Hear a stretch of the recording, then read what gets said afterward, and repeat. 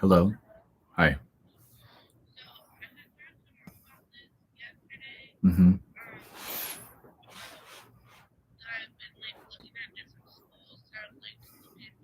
Yeah.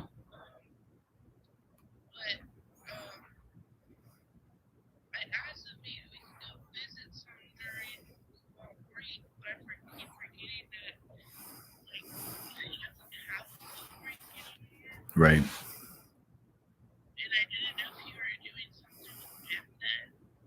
Right. Well, I'm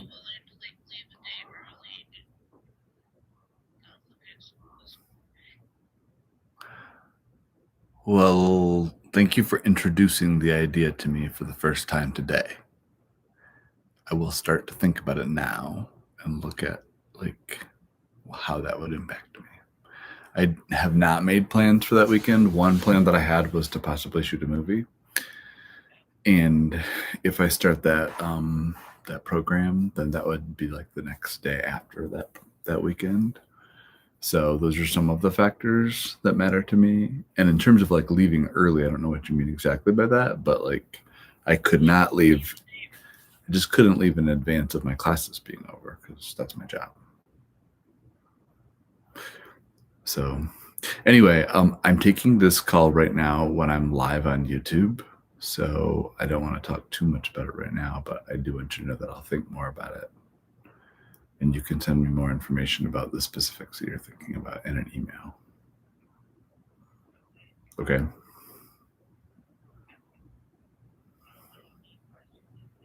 Like, where are you talking about going?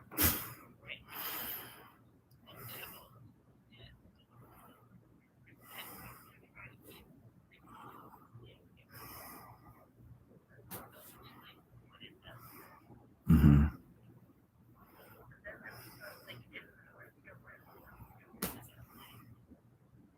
Okay. Well, let's have this conversation later then. Okay. Love you. Bye. So I was telling my sister the other day how once when I was making this YouTube video, and it was not a live video, it was just like a video that I was making as a part of my series 50 Things, 50 Days, 50 Things I Appreciate. It was right before my 50th birthday. And while I was making the video, I got a call, an unexpected and unprecedented call.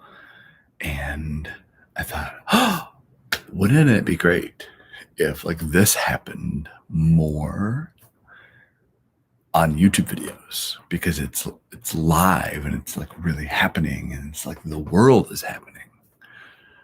And I told my sister, ever since that happened to me, and then it ended up that I ended up like shelving that series, well, the YouTube version of it, and thought maybe I'd come back to it someday. But when I shelved it, I said to my sister, I've always like wished that I could make that happen again. And sometimes I think, how can I like work to make that happen again? And she laughed for about an hour because you can't make something happen that's spontaneous and really happening in the real world. Welcome to this new series. I don't know if I'll always film it live and impulsively. Oh, maybe always on Tuesday morning at 9:44. Although this is during my office hours, but nobody signed up for an office hour right now. So yes, I still have emails to answer. Sherry is a kind of complicated answer. Who else? Marcy, it's kind of a complicated answer. So I just don't want to like give you your answers on YouTube, Sherry and Marcy, because I have to think a little bit more about them. But anyway, I've got to get back to grading too. But the name of this series is called Dear Judy Scots. And it is a series about a comment that I got on an earlier YouTube video by someone named Judy Scots, who I don't really know. And now I'm going to read the comment out loud. Well, no, I guess I have to give you a little more context. So about probably it was 2 months ago now. Yes, 2 months ago. I noticed that my friend and colleague Justin was making a series called Weekly Update with Justin. And it was suddenly my favorite idea in the world because for him, it was clearly a series that was about like staying on track with the creative projects that he was working on, but also integrating, like his life into regular YouTubing. And I really liked that because I too am a creative person who is making stuff, but I also have like a lot of other things that are part of my job that don't allow me to be always working on as much creative stuff as I want to. And so I thought, well, this is a regular form of communication that helps. It's really more about keeping myself accountable to finish my projects, to keep working on these projects. And so I thought, I'm going to start making it. And I asked Justin for permission to copy him. And I don't copy him exactly because my series is a little bit different when I started making it. I don't know how many episodes I made, maybe 5, maybe 6 episodes of it.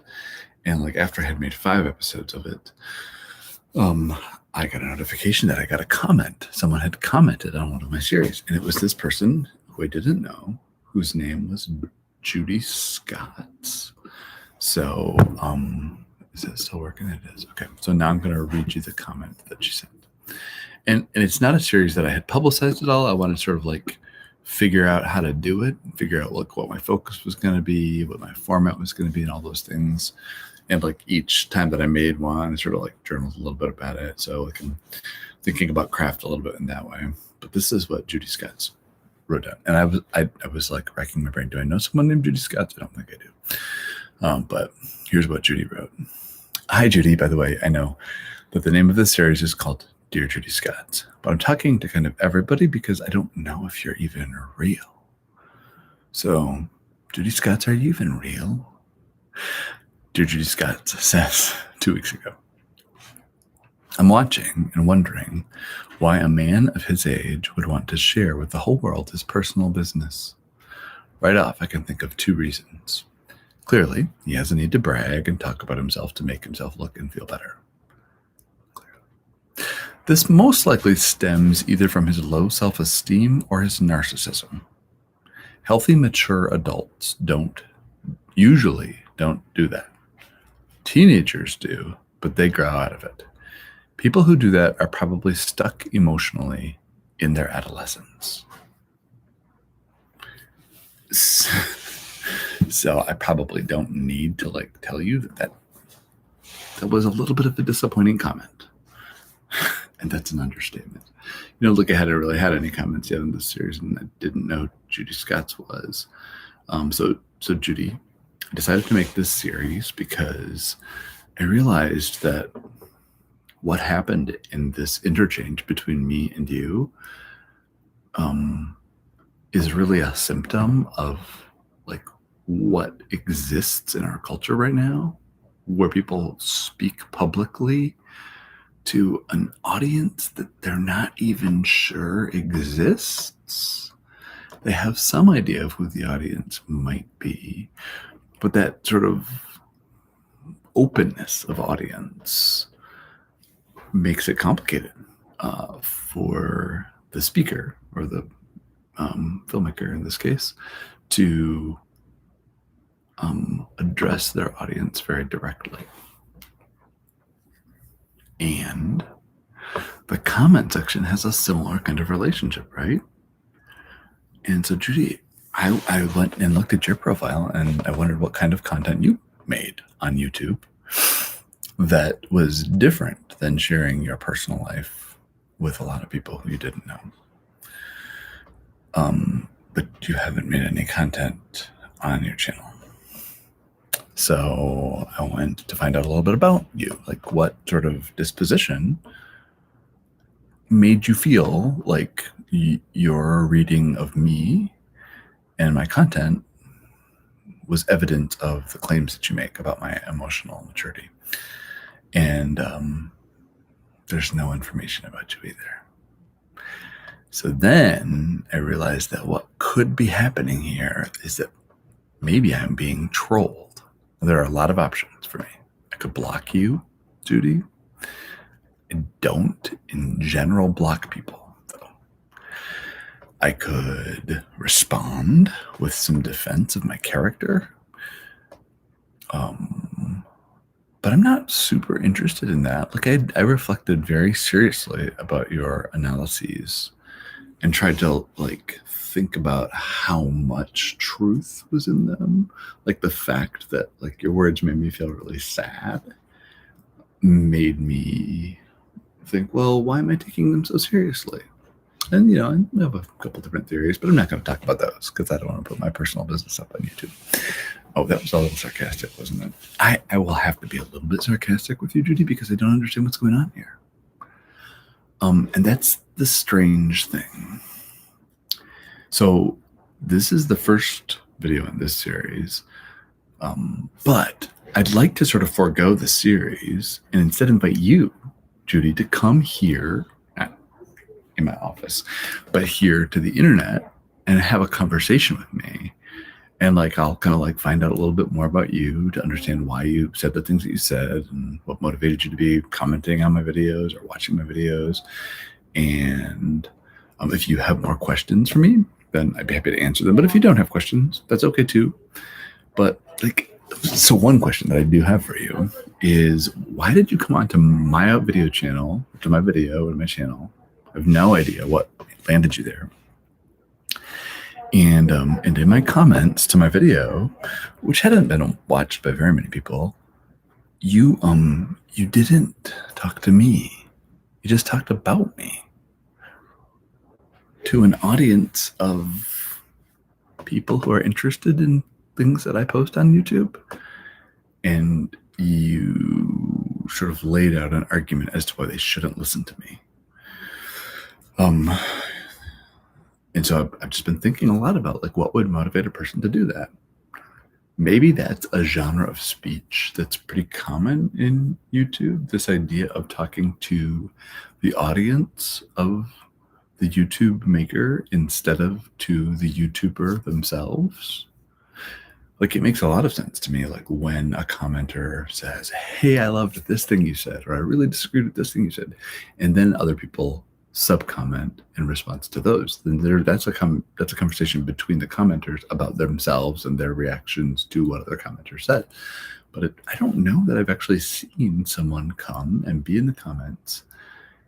Oh, I have, I guess, people who like try to like sell products, but I usually think those are spam bots, and it doesn't make sense to me that you're a spam bot, Judy. I don't think you are, but I don't understand like what exactly genre and what motivators are kind of behind your comment, and I'd love to know. So feel free to reach out to me in the comments below this video, and maybe we'll have a good conversation.